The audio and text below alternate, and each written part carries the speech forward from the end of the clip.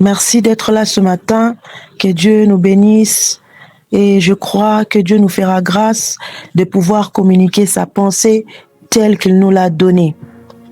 Alors, nous pouvons voir dans ce verset de Matthieu 5,14, je voulais aller plus loin jusqu'au verset 16 et voir comment est-ce que Jésus-Christ est en train de déclarer ses disciples comme étant lumière du monde. Et il dit à ses disciples que cette lumière que vous êtes, ce n'est pas une lumière qui doit être mise sous la table, mais une lumière qui doit éclairer, une lumière qui ne doit pas être cachée, mais qui doit être visible, une lumière qui doit amener le peuple de Dieu à glorifier le Seigneur. Car dans la Bible, il est écrit dans Jean 8,12, « Je suis la lumière du monde ». Là, on parle de Jésus-Christ lui-même. Alors, tel il est, tel nous sommes. C'est ce que ce verset nous communique ce matin. 3 révélations clés que Jésus nous communique à travers ce verset.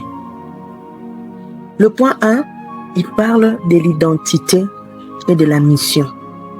Jésus ne dit pas « vous devez devenir lumière », mais il dit « vous êtes la lumière du monde ». Cela veut dire que cette lumière est notre identité, c'est notre marque, c'est notre empreinte. Et cette lumière en nous, ça permet au monde qui nous regarde, au monde à l'extérieur, de pouvoir voir Christ en nous. Alors, cette lumière n'a pas besoin juste d'être dit, d'être clamée haut, de parler de la lumière, mais que cette vie soit réellement manifestée au travers de nous. Le point 2, nous parlons de la visibilité et du témoignage. Christ est en train d'illustrer cette vérité en parlant d'une lampe que l'on allume, pas pour cacher. Lorsque le monde qui nous observe, n'oubliez pas, la Bible dit que nous sommes entourés d'une multitude de témoins. Et ces témoins qui nous regardent, ils veulent voir Christ en nous. Ils ne veulent pas nous entendre dire, mais ils veulent la palper. Voilà pourquoi il dit, la foi authentique ne se vit pas dans l'ombre. Jamais. Alors si Dieu a allumé sa lumière en nous, ce n'est pas pour que nous puissions la couvrir, mais c'est pour que nous puissions la placer en hauteur. Que nous puissions élever Dieu par cette lumière qui brille en nous. Mais bien aimés dans le Seigneur, une vraie lumière n'a pas besoin de paroles, mais elle éclaire profondément. Cette lumière relève les âmes abattues, console les cœurs. Lorsque tu arrives à un endroit, tu trouves qu'il y a la confusion, soit ce reflet de vérité. Là où domine la dureté, révèle la douceur et la bonté. C'est ce que Christ nous demande. Là où s'étendent les ténèbres dans nos familles, dans notre environnement, porte cette lumière, cet espoir pour ce peuple témoin qui t'entoure. Ô peuple de Dieu, quelqu'un est-il dans la joie d'entendre? Autrefois, Dieu donne cette promesse à Ésaïe. Il dit, je t'établis pour être la lumière des nations, afin que mon salut atteigne les extrémités de la terre. Dieu a toujours voulu un peuple témoin, une ville placée en évidence, une lumière destinée aux nations. Mais quelle bonne nouvelle! Cette lumière n'est plus limitée à une ville. Ce n'est plus question de position géographique. Il ne s'agit pas que d'Israël.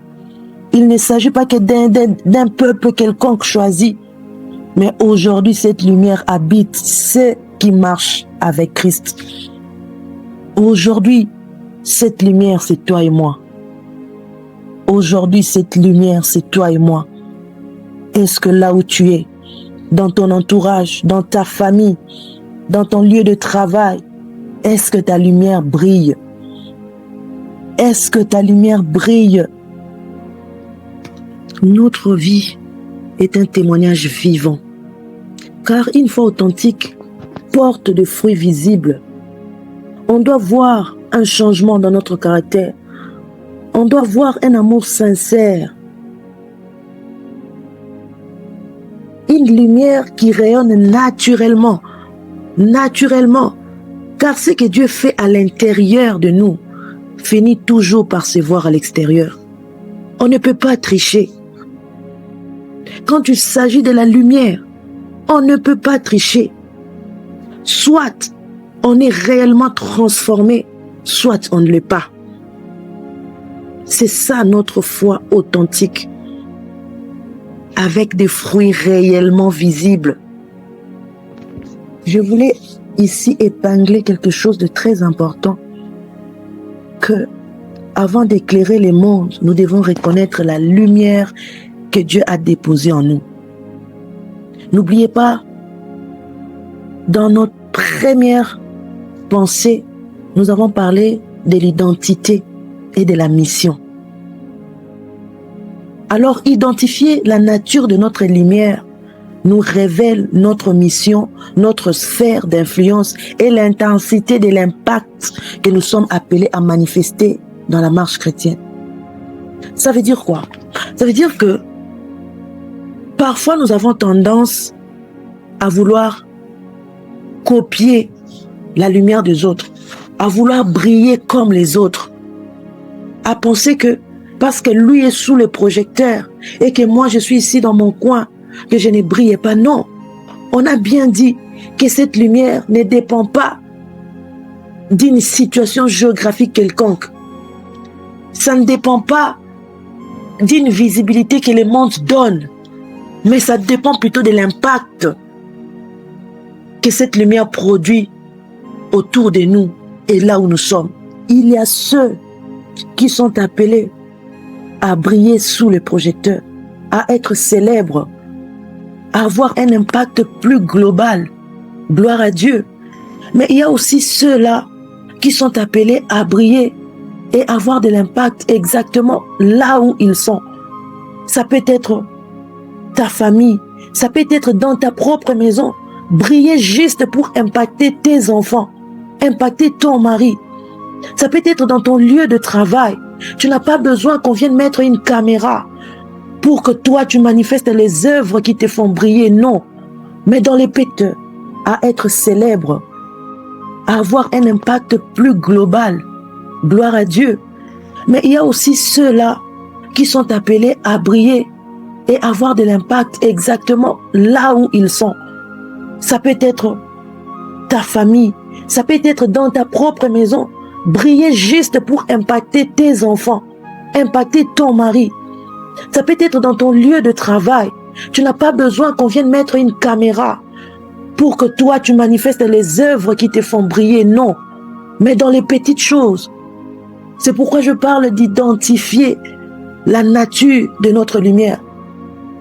Lorsqu'on voit une bougie et qu'on le compare, par exemple, à des phares d'une voiture, ce n'est pas la même intensité de lumière. La bougie peut éclairer pour voir une petite chose dans une petite maison. Mais les phares d'une voiture peut permettre d'éclairer jusqu'à 100 mètres, à voir plus loin, à épargner des plus gros dangers. C'est totalement différent. C'est totalement différent. Alors chacun de nous doit savoir identifier la nature de sa lumière. Où est-ce que sa lumière est appelée à briller? Où est-ce que sa lumière est appelée à impacter? De façon à ne pas rater sa mission. De façon à ne pas faire ce à quoi Dieu ne t'attend pas à faire. Oui, l'esprit de l'homme peut s'éteindre. L'esprit qu'on a représenté ici par la lumière, oui, elle peut s'éteindre. Nous pouvons voir que depuis le péché originel de l'homme, l'homme avait perdu l'éclat de son esprit ou de sa lumière intérieure. Mais, heureusement pour nous, le Saint-Esprit est là. Le Saint-Esprit est celui qui ranime la flamme. Le Saint-Esprit est celui qui réanime l'homme de façon à ce que sa lumière brille encore plus fort. Et cette lumière qui est ranimée ne peut s'entretenir que par la parole de Dieu. La parole de Dieu qui est cette source qui alimente et qui entretient cette lumière.